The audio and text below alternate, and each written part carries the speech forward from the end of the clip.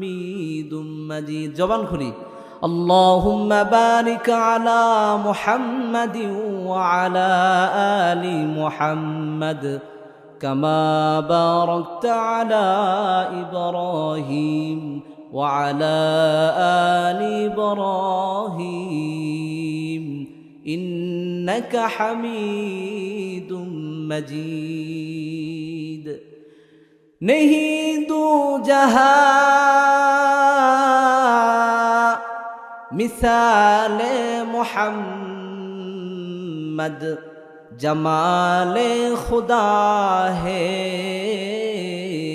कमाले मोहम्मद बलगल उला सबाई बिकमालिही कशफत तुजा बिजमालिही हसनत जमीउ खिसालिही सल्लू अलैहि व आलिहि बलगल उला बिकमालिही कशफत तुजा बिजमालिही हसनत जमीउ खिसालिही सल्लू अलैहि व आलिहि काबिल मुहतरम सम्मानित उलेमाए केराम आइम्मे मसाजिद दिनदार मुमिन मुसलमान भाई ও বোনেরা আমার সামনে যেই বাবাজিরা বসে রয়েছেন মুরব্বী শ্রেণীর লোকেরা যুবক শ্রেণীর ভাইয়েরা সবাইকে আল্লাহ পাক রব্বুল আলামিন এর পক্ষ থেকে আল্লাহ তাআলা আমাদের উপর বিশেষ রহমত অবতীর্ণ করেছেন। এই জন্যই আমরা এখানে উপস্থিত হতে পেরেছি। এই জন্য কি খুশি না বেজার? আলহামদুলিল্লাহ। সকলে অন্তরের অন্তঃস্থল থেকে বলি আলহামদুলিল্লাহ। আল্লাহ পাক রব্বুল আলামিন এত সুন্দর পরিবেশ করে দিয়েছেন আমাদেরকে। এত সুন্দর পরিবেশ ছেড়ে যেই বান্দাদেরকে আল্লাহ তাআলা মাহরুম করেছেন, যেই বান্দারা এখনও আমাদের এই প্যান্ডেলের আশেপাশে ঘুরে বেড়াচ্ছে, এই প্যান্ডেলকে খালি রাখছে, এই রহমতের জায়গাকে শূন্য করে নিজেরা যেটা বুঝে আছে সেটাকে ভালো মনে করছে, আল্লাহ পাক রব্বুল আলামিন সেই সকল বান্দাদেরকে বুঝ দান করুক। সকলে বলুন আমিন। এই শাহবাজপুরবাসী এত সুন্দর একটি আয়োজন করেছে, অসংখ্য ধন্যবাদ।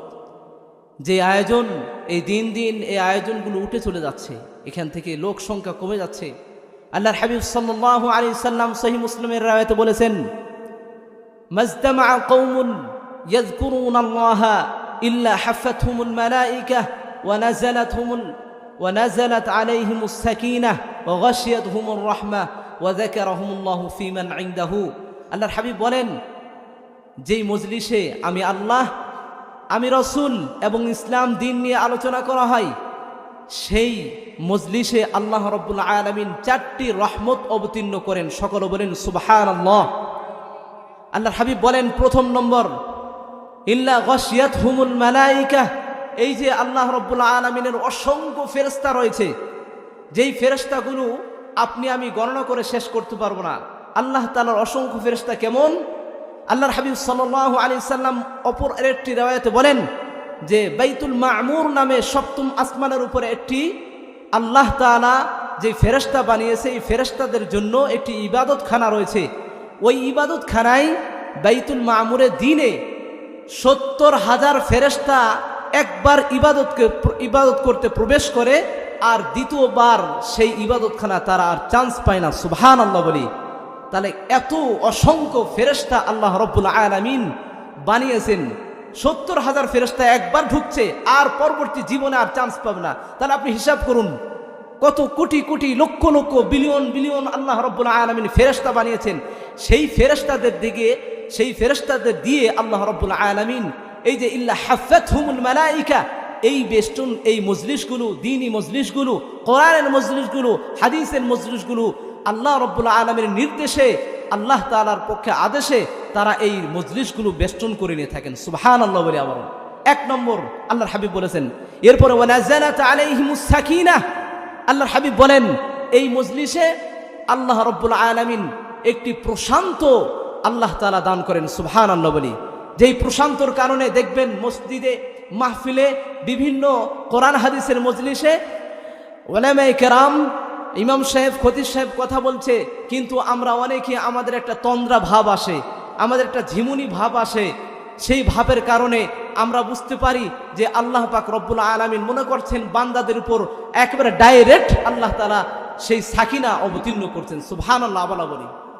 2 নম্বর 3 নম্বর আল্লাহর হাবিব সাল্লাল্লাহু আলাইহি সাল্লাম বলেন যে আল্লাহ তাআলা রহমত অবতীর্ণ করেন। সুবহানাল্লাহ বলি। আর 4র্থ নম্বর কি? আল্লাহর হাবিব সাল্লাল্লাহু আলাইহি সাল্লাম সহিহ মুসলিমের riwayat, তিনি হাদিসের শেষাংশ বলছেন ওয়া যাকারাহুমুল্লাহু ফীমান ইনদাহু। সুবহানাল্লাহ। আল্লাহর হাবিব সাল্লাল্লাহু আলাইহি সাল্লাম সাক্ষ্য দিচ্ছেন, ও আমার উম্মত শুনে রাখো, আমি বলছি আল্লাহ রব্বুল আলামিন আমি তোমাদের সাহাবীদেরকে নিয়ে যেভাবে আলোচনা করতেছি, তোমাদের সামনে যেভাবে আলোচনা হচ্ছে, এভাবে কিয়ামত আগ পর্যন্ত যত কোরআন ও হাদিস নিয়ে আলোচনা করবে, ইসলাম নিয়ে দ্বীন নিয়ে আলোচনা করবে, কিয়ামতের আল্লাহ রব্বুল আলামিন আল্লাহ তাআলার কাছে যে অসংখ্য 70,000 যে ফেরেশতা বললাম, এরকম কোটি কোটি যে ফেরেশতাগুলো রয়েছে, এই ফেরেশতাগুলোদেরকে আল্লাহ তাআলা সামনে নিয়ে এই সকল বান্দাদেরকে এই ছোট্ট মজলিস বলুন আর যাই বলুন, এই মজলিসগুলোকে নিয়ে আল্লাহ তাআলা সেই ফেরেশতাদেরকে সামনে নিয়ে বলে, দেখো আমার বান্দারা আমাকে নিয়ে আলোচনা করতেছে, আমার রাসূলকে নিয়ে আলোচনা করতেছে, আমার ইসলাম দ্বীন নিয়ে আলোচনা করতেছে। সেভাবে প্রশংসা করে করে তাদেরকে আল্লাহ তাআলা তাদের সামনে আমাদের এই ফরিয়াদ, আমাদের নামগুলো আল্লাহ রব্বুল আলামিন উল্লেখ করেন। সুবহানাল্লাহ বলি জোরে, আরো জোরে বলি সুবহানাল্লাহ। এতে কি খুশির হয়েছেন না বেজার হয়েছেন?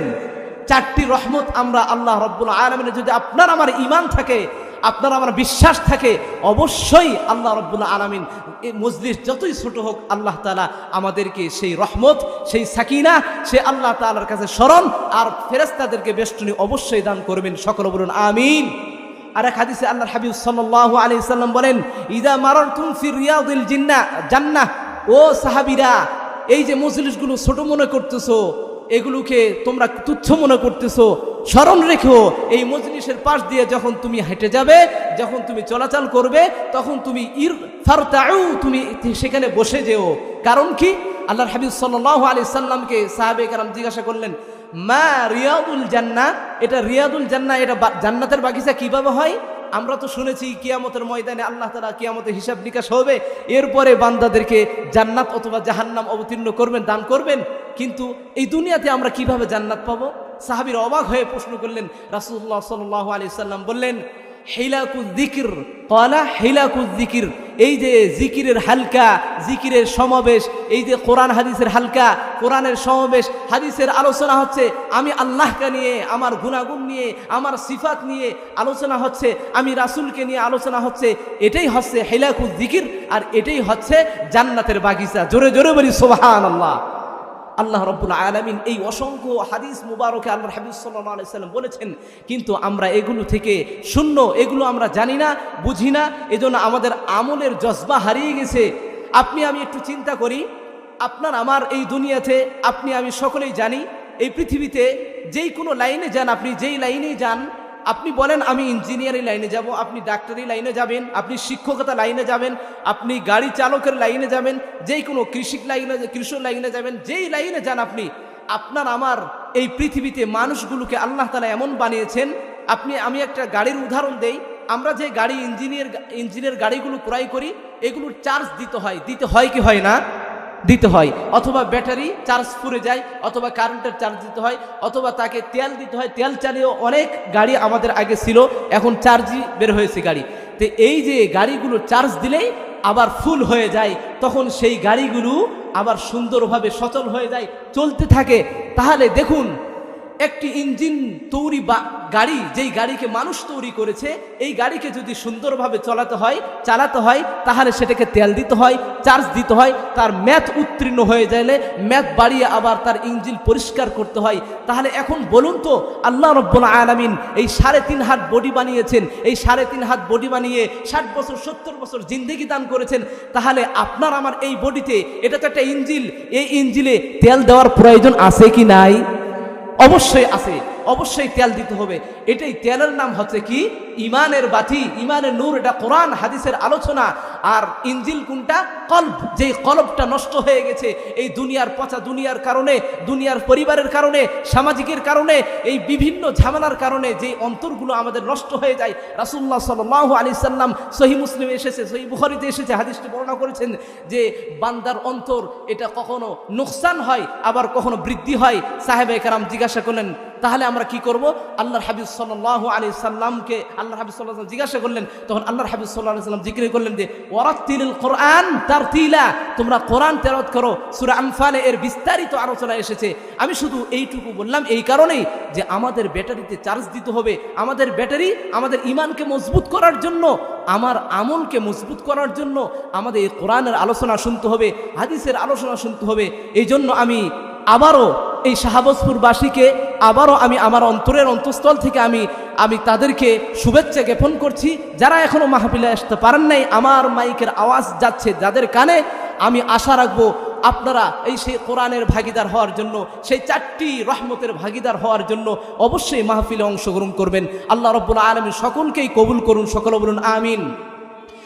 আমি যে পবিত্র কোরআনুল কারীম থেকে তেলাওয়াত করেছি, আমি পবিত্র কোরআনুল কারীমের সূরা আর-রাদ, সূরা রাদের 20 নম্বর আয়াত থেকে আমি 22 নম্বর আয়াত পর্যন্ত তেলাওয়াত করেছি। এই একটি দুইটি তিনটি আয়াত নিয়ে আমি আলোচনা করব। এই 3টি আয়াতে আল্লাহ রাব্বুল আলামিন 9টি পয়েন্ট বলেছেন। যেই 9টি পয়েন্ট আপনি আমি ইমানদার, পরিপূর্ণ ইমানদার হতে হলে, পরিপূর্ণ মুসলমান হতে হলে, পরিপূর্ণ বিশ্বাসী আল্লাহ তাআলার উপর ভরসাকারী হতে হলে আমাদেরকে এই 9টি পয়েন্ট অবশ্যই জানতে হবে।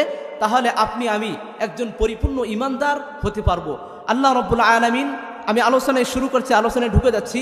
আল্লাহ রাব্বুল আলামিন এখানে 9টি পয়েন্ট বলেছেন। আমি বিস্তারিত আলোচনা করার চেষ্টা করব। আপনারা ইনশাআল্লাহ ধৈর্য সহকারে শুনবেন তো ইনশাআল্লাহ? ইনশাআল্লাহ আল্লাহ পাক রব্বুল আলামিন আপনাদেরকে শেষ পর্যন্ত থাকার তৌফিক দান করুন আমাদেরকে সকলকে, সকলে বলুন আমিন। আল্লাহ রাব্বুল আলামিন বলছেন সূরা আর-রাদের 20 নম্বর আয়াতে আল্লাহ তাআলা বলছেন আল্লাযীনা ইউফুনা বিআহদিল্লাহ। আল্লাহ রাব্বুল আলামিন ডাক দিয়ে বলছেন, ও আমার বান্দারা শোনো, আমি আল্লাহ তোমাদের থেকে আমি অঙ্গীকার নিয়েছি। আমি তোমাকে এই দুনিয়াতে প্রেরণ করেছি, প্রেরণ করে শুধু শেষ করে দেই নাই, আমি তোমার থেকে একটা অঙ্গীকার নিয়েছি। প্রশ্ন আসতে পারে কিভাবে অঙ্গীকার আল্লাহ তাআলা আমাদেরকে নিলেন? আল্লাহ রাব্বুল আলামিন পবিত্র কোরআনুল কারীমে সূরা আরাফে আল্লাহ তাআলা সেই অঙ্গীকার নামা আল্লাহ তাআলা তুলে ধরেছেন।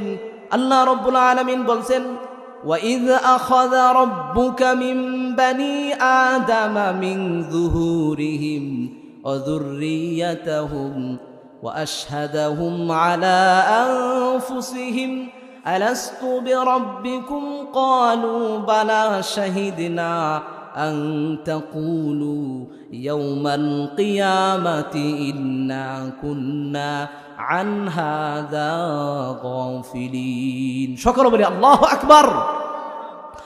আল্লাহ রাব্বুল আলামিন বলছেন, ও বান্দা আমি কি অঙ্গীকার নিয়েছি তোমার থেকে তুমি একটু স্মরণ করো। আল্লাহ রাব্বুল আলামিন সুস্পষ্ট আল্লাহ তাআলা বর্ণনা করছেন ওয়াইদ আখাযা রাব্বুকা মিন বানি আদম। স্মরণ করো ওই সময়কে যখন আমি বনি আদমকে আমি সামনে রেখে আমি এই অঙ্গীকার নিয়েছিলাম। কখন বনি আদমকে সামনে রেখেছিলেন? আপনি আমি রুহের জগতে আল্লাহ রাব্বুল আলামিন এই পৃথিবীতে যত মানুষ এসেছে, আমরা যত মানুষ এখনো আছি, কিয়ামত আগ পর্যন্ত যত মানুষ আসবে, আল্লাহ রাব্বুল আলামিন সকল বান্দাদেরকে রুহের জগতে একত্রিত করে একটি সংলাপ করেছিলেন। এটাই হচ্ছে প্রতিশ্রুতি। কি প্রতিশ্রুতি? আদম আলাইহিস সালামকে সৃষ্টি করার পরে আল্লাহ তাআলা যত মানুষ এই পৃথিবীতে অবতীর্ণ করবেন, যত মানুষকে আল্লাহ তাআলা এই পৃথিবীতে পাঠাবেন, সমস্ত মানুষকে আপনি আমি সকলেই সেখানে রুহের জগতে ছিলাম।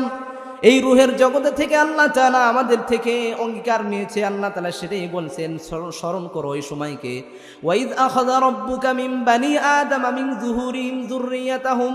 বনি আদমের সকল সন্তান সন্ততি সকল থেকে আমি এই প্রতিশ্রুতি নিয়েছিলাম। কি প্রতিশ্রুতি? আল্লাহ রাব্বুল আলামিন বলছেন, এটা সামনে বলবে ওয়া আশহাদাহুম আলা আনফুসিহিম। এই প্রতিশ্রুতির ব্যাপারে ও আমার বান্দারা, রুহের জগতের বান্দারা, তোমরা শুনে রাখো, তোমরা সাক্ষী থাকো নিজেদের ব্যাপারে। কি প্রতিশ্রুতি?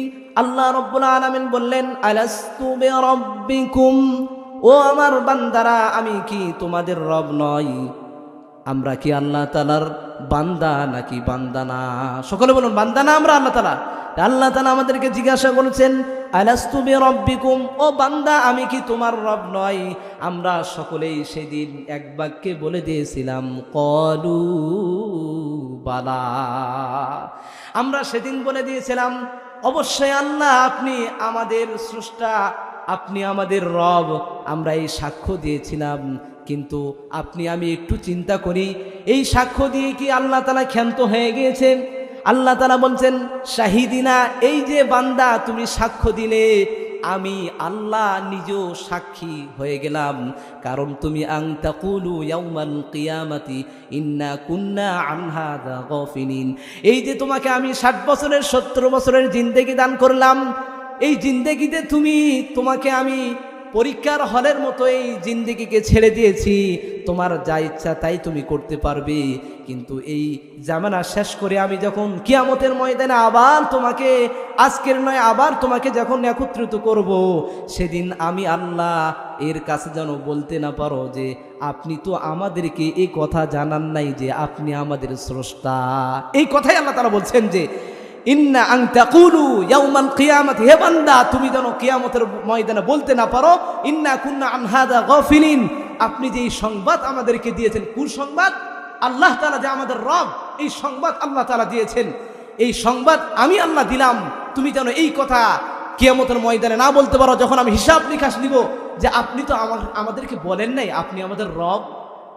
আল্লাহ রাব্বুল আলামিন আমাদের রব, এটা আমরা সকলেই জানি, আমরা সকলেই মানি। আল্লাহ তাআলা যে আমাদের রব, এই রবকে কিভাবে মানতে হবে? রুবুবিয়াত একটি, আর আছে উবুবিয়াত। আল্লাহ তাআলাকে রব হিসেবে মানতে হলে আপনাকে আমাকে তার গোলামি আর তার দাসত্ব করা ছাড়া পরিপূর্ণ আল্লাহ তাআলাকে মানা হবে কি হবে না?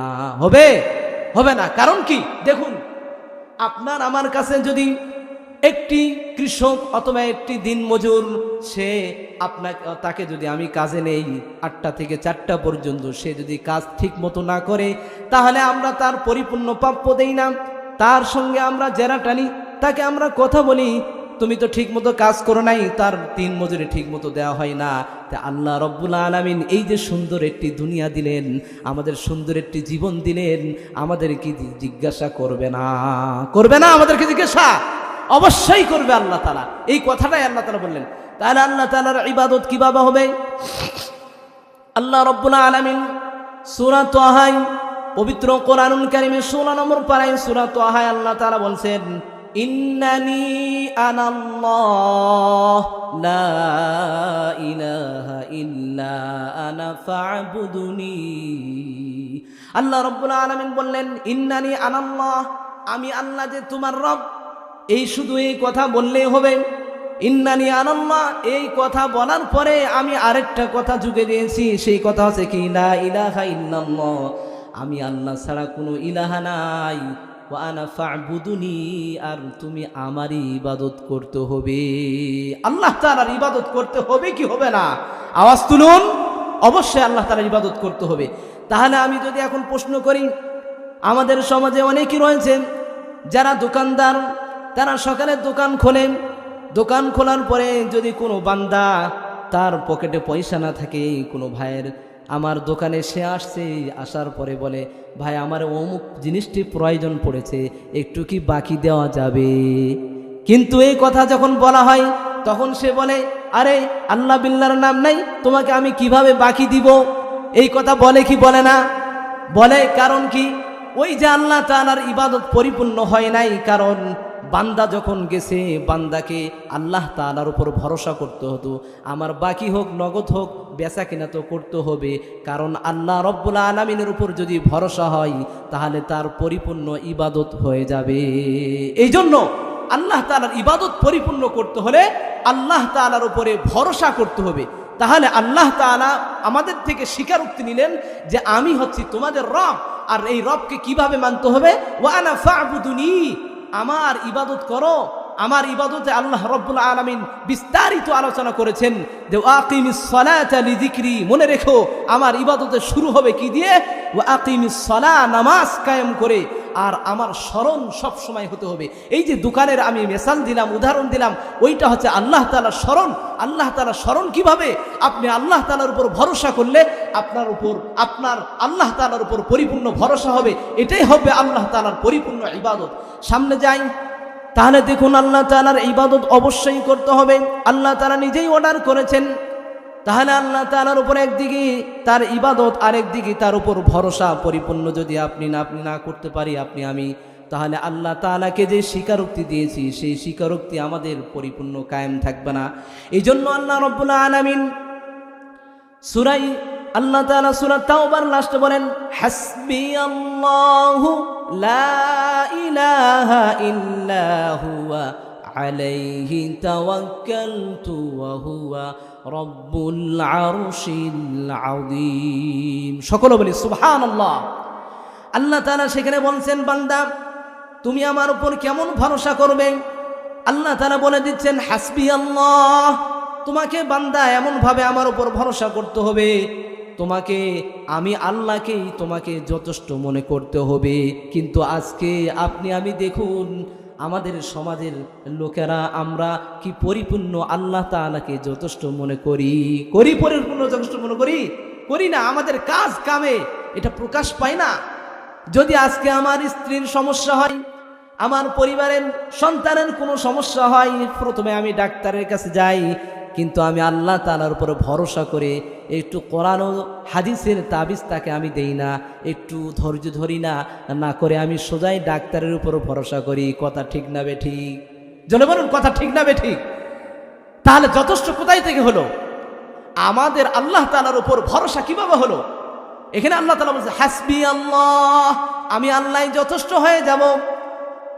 হাসবি আল্লাহু লা ইলাহা ইল্লাহু, এখানে আল্লাহ তাআলা এই কথাই বললেন, আমাকে তুমি যথেষ্ট মনে করো, কারণ আমি ইলাহা ছাড়া, আমি আল্লাহ ছাড়া কোনো মাবুদ নাই। আলাইহি তাওয়াক্কালতু, বান্দা তুমি আমার উপরেই ভরসা করো। ওয়া ইলাইহি উনিব, আর আমার দিকেই তোমাকে অভিমুখী হতে হবে। আল্লাহ তাআলার দিকে আমাদেরকে অভিমুখী হতে হবে। আল্লাহ তাআলা তিনটি শিক্ষা এখানে দিয়েছেন। 1 নম্বর আল্লাহ তাআলাকে যথেষ্ট মনে করতে হবে, 2 নম্বর তার উপর ভরসা করতে হবে, আর আমাদেরকে তার দিকেই যে ফিরে যেতে হবে, এই কথা আমাদেরকে অবশ্যই আমাদের কাজে কর্মে সব জায়গায় আমাদেরকে প্রকাশ পেতে হবে।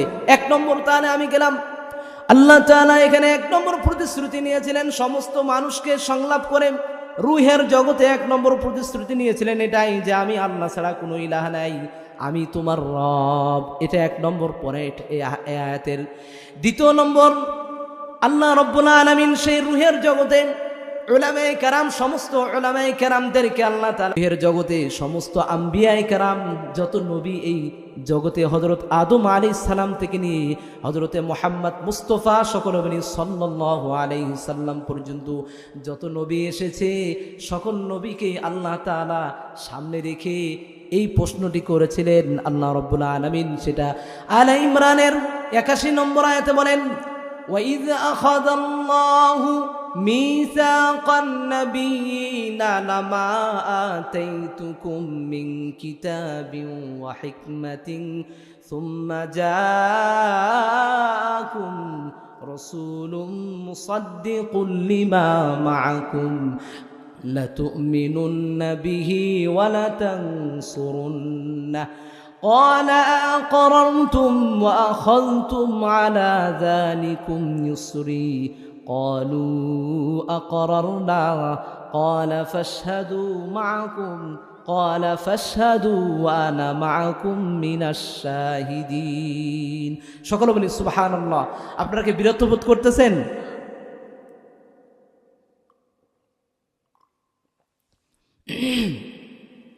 আল্লাহ রাব্বুল আলামিন এখানে সমস্ত আম্বিয়াদেরকে সামনে নিয়ে আল্লাহ তাআলা এই প্রতিশ্রুতি নিয়েছিলেন। কি প্রতিশ্রুতি? কোরআন থেকে বলছি, সূরা আলে ইমরানের আল্লাহ রাব্বুল আলামিন 81 নম্বর আয়াতে আল্লাহ তাআলা অবতীর্ণ করেছেন। আল্লাহ রাব্বুল আলামিন বলেন, ওয়াইদ আখাযাল্লাহু মিসাকান নাবিয়্যিন, ও স্মরণ করো আমার বান্দারা, ও আমার নবী আইম্বায়ে কেরাম, তোমরা স্মরণ করো কোন দিনকে? মিসাকান নবীন, যেদিন আমি আল্লাহ তুমি নবীকে, তোমাকে নবী হিসাবে আমি এই দুনিয়াতে প্রেরণ করব, এই রুহের জগতের কথা স্মরণ করো। আল্লাহ তাআলা স্মরণ করে দিলেন। এরপর আল্লাহ তাআলা বলছেন যে কি স্মরণ করবেন? লামা আতাইতুকুম মিন কিতাবিন ওয়া হিকমাতিন, আমি আল্লাহ তোমাকে ইলম দিয়েছি, আমি আল্লাহ তোমাকে প্রজ্ঞা দিয়েছি। আল্লাহ তাআলা আম্বিয়া আলাইহিস সালামদেরকে বলতেছেন আমি ইলম এবং হিকমা দিয়েছি। কারণ কি? সুম্মা জাআকুম রাসূলুম মুসাদ্দিকান লিমা, মনে রেখো আমি আল্লাহ তোমাকে এই পৃথিবীতে প্রেরণ করব, করার পরে আমি আল্লাহ তোমার এক জামানার একটি ধারক বাহক রাখবো। এভাবে আল্লাহ রব্বুল আলামিন বলা আছেন 1,24,000 মতন্তরে 2,24,000 বেশ কম আরও হবে। কারণ কোনো হাদিসে এর রেফারেন্স সঠিকভাবে পাওয়া যাচ্ছে না। এটা আল্লাহ রব্বুল আলামিনই ভালো জানেন। আল্লাহ তাআলা এই বিভিন্ন নবীদেরকে আল্লাহ তাআলা প্রেরণ করে দিয়েছিলেন, আর এটাই বলছিলেন আমি হিকমা এবং জ্ঞান দান করলাম যে তুমি নবীকে আমি প্রেরণ করছি, তুমি থাকতে অথবা তোমার পরবর্তী যেই নবী আসবে এই নবীকে তুমি সমর্থন করবে, এই কিতাবকে সমর্থন করবে, আর এর সঙ্গে সঙ্গে কি করবে? এর সঙ্গে সঙ্গে তাকে সাহায্য করবে এবং তার উপর বিশ্বাস স্থাপন করবে। আল্লাহ রব্বুল আলামিন আবার বললেন ক্বালা আকরারতুম, এই স্বীকারোক্তির উপরে তোমরা কি এই স্বীকারোক্তি গ্রহণ করতেছো? নবী কেরাম আম্বিয়া কেরাম আলাইহিমুস সালাম বলেছিলেন আকরারনা, ক্বালু আকরারনা, আমরা সকলেই স্বীকারোক্তি দিলাম যে আপনি আমাদেরকে নবী হিসাবে পাঠাবেন, আর আরও আম্বিয়া কেরাম এই জগতে নবী হিসাবে আসবে, আমরা সকলকে সমর্থন করব। এরপরে আল্লাহ রব্বুল আলামিন বলছেন ক্বালা ফাশহাদু ওয়া আনা মাআকুম মিনাশ শাহিদিন, ও আমার আম্বিয়া কেরাম শুনে রাখো, আমি সাক্ষ্য থাকছি, তোমরাও সাক্ষ্য থাকো, কারণ আমি যে নবী হিসাবে তোমাদেরকে প্রেরণ করতেছি এর একটি কাজ আল্লাহ রব্বুল আলামিন সূরা মায়েদায় বলেছেন। এর কাজ হচ্ছে নবী কেরামদেরকে পাঠিয়ে আল্লাহ তাআলা হকের দিকে নিয়ে যাওয়ার চেষ্টা করবেন, বান্দাদেরকে বাতিল থেকে নিয়ে এসে অথবা অন্ধকার থেকে আলোর দিকে নিয়ে যাওয়ার চেষ্টা করবেন। আল্লাহ রব্বুল আলামিন এই কথাটি বাস্তবায়ন করার জন্য আম্বিয়া কেরামকে আল্লাহ তাআলা পাঠিয়েছেন। এই দ্বিতীয় নম্বর অঙ্গীকার আম্বিয়া কেরামদেরকে নিয়ে করেছেন। তৃতীয় নম্বর অঙ্গীকার আল্লাহ রব্বুল আলামিন, আজকে আমি এখানে কথা বলছি, আমার পাশে পিছনে সামনে অনেক আলেম ওলামা বসে রয়েছেন। আল্লাহ রব্বুল আলামিন এই ওলামাদেরকে নিয়ে সামনে রেখে সেই রুহের জগতে যারা আমরা আলেম হব, যারা হাফেজ হব, মুফতি হব, মুফাসসির হব, মুহাদ্দিস হব, দ্বীনের ধারক বাহক হব, দ্বীনের পাণ্ডিত্য অর্জন করব, এই সকল বান্দাদেরকে নিয়ে আল্লাহ রব্বুল আলামিন সেই দিন অঙ্গীকার করেছিলেন।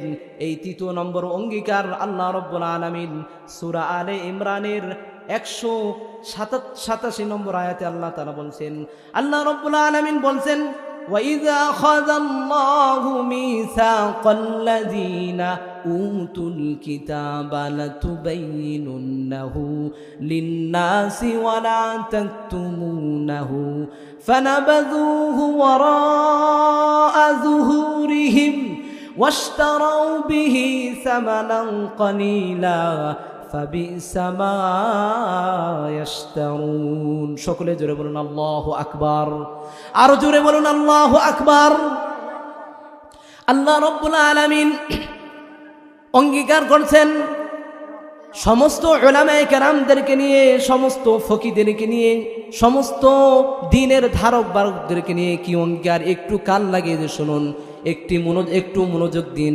আল্লাহ রাব্বুল আলামিন বলছেন ওয়াইদ আখাযাল্লাহু মিসাকাল্লাযীনা উতুল কিতাব, স্মরণ করো ও উলামায়ে কেরাম, তোমাদেরকে যাদেরকে আমি দুনিয়াতে প্রেরণ করব তোমরা স্মরণ করো। কি অঙ্গীকার? আল্লাহ রাব্বুল আলামিন বলছেন আমি আল্লাহ তোমাদেরকে উতুল কিতাবা, আমি তোমাদেরকে কিতাবে ইলম দিয়েছি। কিতাবে ইলম মানে এই যে কোরআনুল কারীম, হাদিসের ইলম, আল্লাহ প্রদত্ত ইলমে লাদুনি, ইলমে ওহী আল্লাহ রাব্বুল আলামিন আমাদেরকে দিয়েছেন।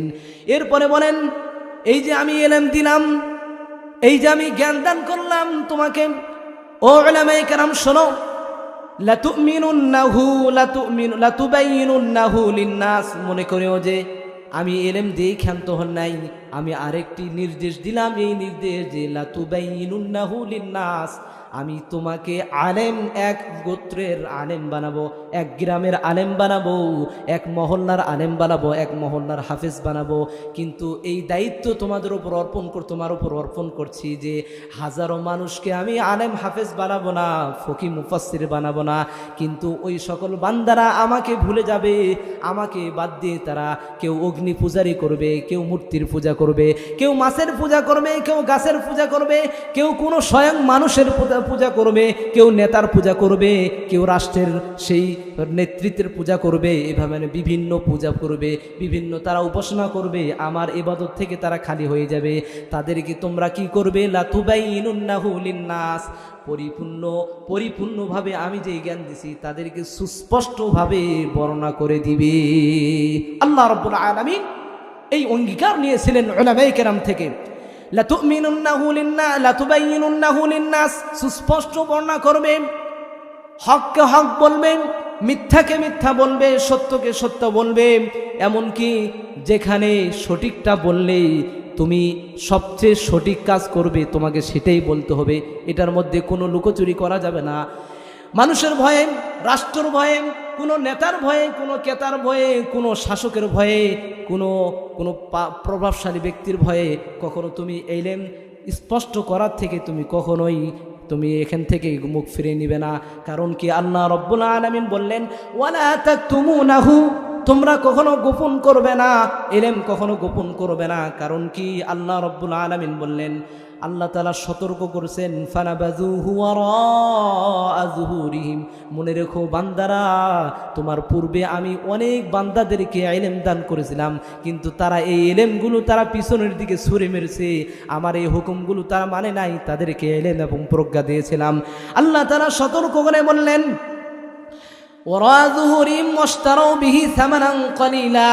এই যে তোমার স্বল্পতা, তোমাকে আমি কষ্ট দিয়ে আমি তিলে তিলে মানুষ করাবো, কিন্তু মনে করো তোমার অর্থের প্রয়োজন, তোমার সময়ের প্রয়োজন, তোমার পদের প্রয়োজন, এই পদগুলো নেওয়ার জন্য তুমি যেন এই কোরআনকে, হাদিসকে তুমি বিক্রি করে দেও না। কথা বলুন, এরকম আলেম ওলামাদি আমাদের সমাজে আছে কি নাই? নাই। বিগত সরকার যখন ছিলেন, কত আলেম সঠিক কথা বলার জন্য, সঠিকটা তুলে ধরার জন্য সেই জেলের কাস্টে তারা বন্দী হয়েছিলেন। কথা ঠিক না বেঠিক? কথা বলুন তো।